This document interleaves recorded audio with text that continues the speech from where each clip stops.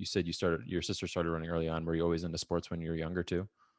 So I would like my gut reaction is no, but I have since realized that the answer should be yes. Yeah. I rode horses competitively until I was 14. And I grew up on a horse farm. My mom trained and rode professionally, so it ran in the family. And to Hmm. me, it was just what I grew up with, so it didn't feel like this thing. Plus, I went to school with a bunch of jerks who thought soccer was the only sport that counted. And so they um like I feel like I was told by my peers that what I was doing didn't count as a sport. And so I internalized that. And then it was also like my mom being an athlete. I don't think you it took me until fairly recently to acknowledge that my mom was a professional athlete. Yeah. Sorry, mom. Um, but I think like that is actually a sport, right? Like it's in the Olympics and everything. So I was an athlete growing up, but I think it's also some of that's like our definition, our cultural definitions of athletes. I think have evolved too. Mm. Um, so I don't know. I don't want to take us down that rabbit hole unless you or until you want to, but No, I no, think go ahead. Yeah, that's. I mean, go ahead.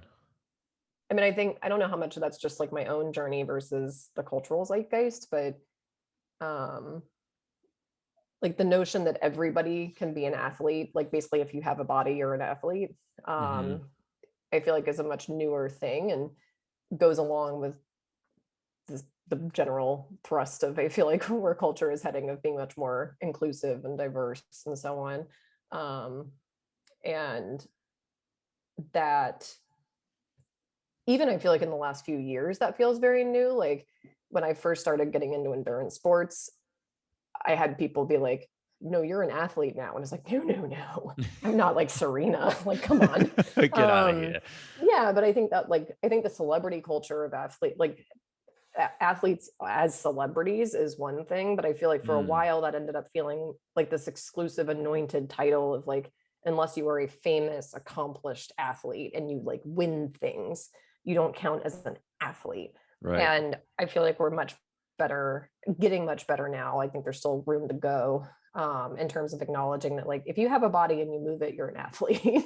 Right. Yeah. To some degree, right? Like everybody's a little bit different. Like maybe walking your dog every day isn't maybe not the best definition of an athlete, but Right. I understand where you're going, where everyone has the potential to be an athlete, right?